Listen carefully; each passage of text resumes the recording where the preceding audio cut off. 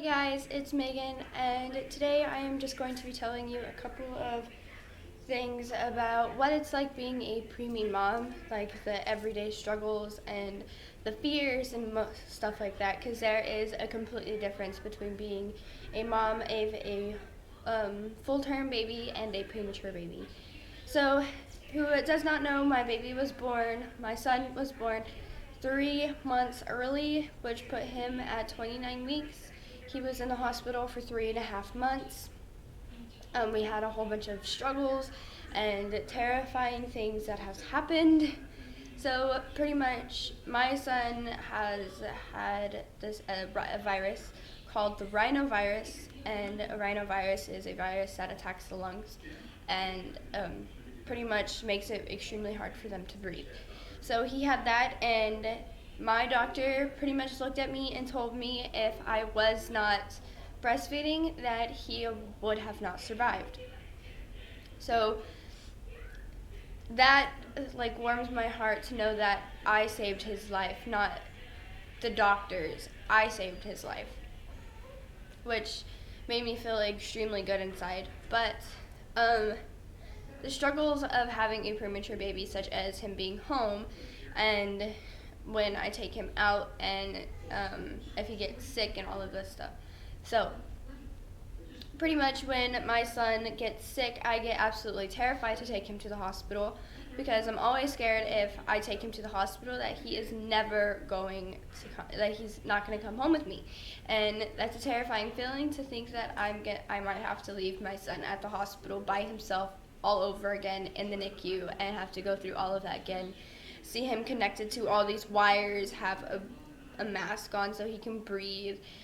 That is a terrifying thing to think of. So when he gets sick, I get extremely scared, and I do everything I possibly can to stop the virus that's trying to attack his little body. For example, last night he had a fever. For him, it's a fever. It was 99.7. They say that that's kind of a normal temperature, but for my son, that is not normal at all. So, of course, I gave him Tylenol and everything and stood in a break, so I just got terrified, and it was just a terrifying thing because I was scared I was going to have to take him to the hospital, and he's going to go into the NICU again, and he's not going to come home with me. That's a terrifying feeling. Another thing that is also terrifying is their breathing. When I fall asleep, I make sure that my son's asleep and he has a good breathing pattern. Like, he's constantly breathing, and having a premature baby, they will stop every once in a while. But if they stop for more than 10 seconds, 5 to 10 seconds, then that's when you have to stimulate them. Stimulating pretty much means just kind of move them, get them to be like, oh, I have to breathe, kind of like that. But if they do start breathing in about 5 to 10 seconds, then you're good and your baby is fine. But the thing about that is, what if you're asleep and that happens and your baby doesn't start breathing, like it doesn't remember, oh, I have to breathe, and you're not awake to watch and stimulate them. So it is a terrifying thing to fall asleep and have that feeling. For me, I have extremely bad insomnia because I am scared I'm going to fall asleep and wake up the next morning and my son's not going to wake up with me. That is a terrifying feeling. So every single day I cherish every single moment, and every single night I want to cherish every single moment. And when he's sleeping, he'll fall asleep on my chest, and I love that because I can feel him breathing and I know that he's okay. But when I put him in his bed, it's kind of like an, oh my gosh, what if I go to the bathroom and he doesn't breathe, and then I come back to my room and he's not here anymore. That's just a really terrifying feeling. Another thing is their eating patterns. When a baby is premature, depending on how premature your baby is, mine was 29 weeks, so my baby could breathe by himself, but his lungs were too little to expand. They had like the sticky stuff all over him, so if they collapsed, they were collapsed for good, and he would die. That was the most terrifying thing that I got when I found out that I was going to have him early. Um, but so they have this thing in their nose, and they either have a CPAP or just the oxygen going into their nose, and then they have liters. And the smaller the number, the less liter he gets, of course, and the more they're doing the work. In the NICU, they have that, and when they're completely taken off of that, that's when that time gets really, really bad. But of course, my son started at 6, and his lowest was a quarter, and it was very, very, very slight push of oxygen. He didn't get very much oxygen. It goes from like 100% to like 2%. My son was always at 20%, and when the day before we completely took him off, he was at a quarter tank at 2%. So he got a little bit of air, not too much, but he was doing most of the work. He was on and off of the CPAP for I want to say like 2 months when we were finally getting him off. But his eating patterns, when they're eating, they're supposed to take so many sucks before they stop and take a break. But when they take a break, there's so much you have to do. But being in the NICU, you are worried about, like, what if my baby doesn't accomplish this specific goal that they're supposed to accomplish? When they don't achieve that goal, you start all over again, and you have to go, like, in the NICU that I was in, you had to do a whole 24 hours of your goal. So for my son, we started with 1 bottle, and if he finished that, then he moved to the next goal, which was we did 1 bottle the next day, and then if he achieved it again, then that means he is ready for 2 bottles a day. And that's in the 24-hour period, so he would do 1 in the morning, and he would do 1 at night. Pretty much day shift and night shift is how everything went. And then when he achieved all feedings in 24 hours, which is 4 feedings, because they have 2 during day shift and 2 at night shift.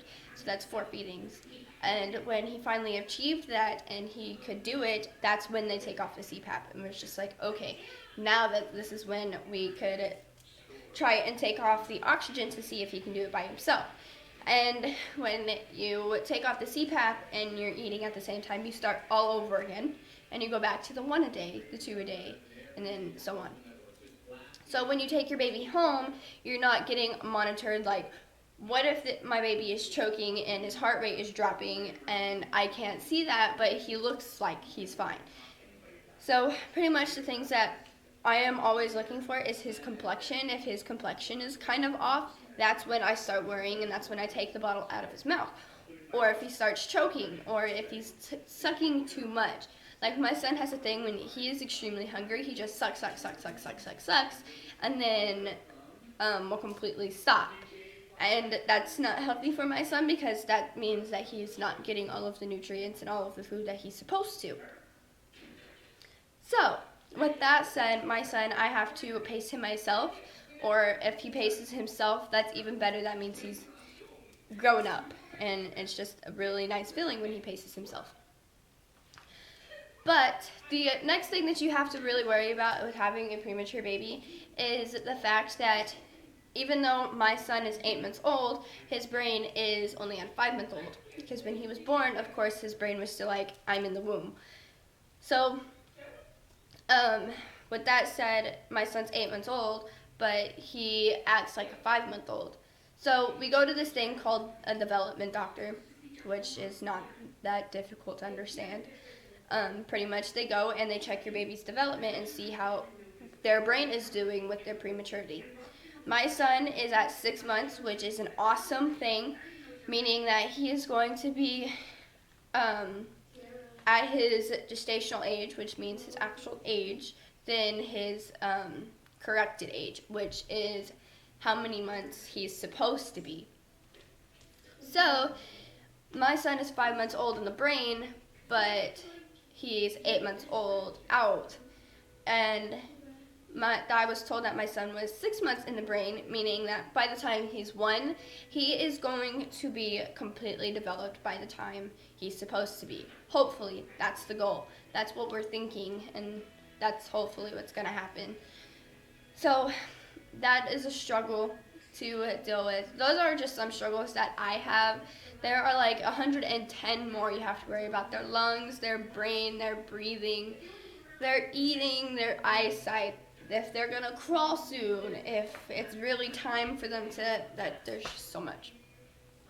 But if you have any questions about what my everyday struggles are with my son being a 29 weeker, and how long we were in the hospital, and my actual experience from being in the hospital, my NICU experience, I have a little bit video of that up, but it's not the best video. I didn't really explain very much the way I wanted to.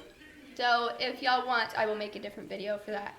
So I love every single one of you, and give this video a thumbs up if you liked it, or if it was a little bit helpful for you, if you're expecting a premature baby, or if you have a premature baby in the NICU or anything, and you want to know a little bit more about what it's like at home, go ahead, contact me, leave a comment below. I'll leave my email and you can chat. But give this video a thumbs up if you liked it, subscribe if you're not, and I love every single one of you. Mwah. I'll see y'all next time I make a video. Bye.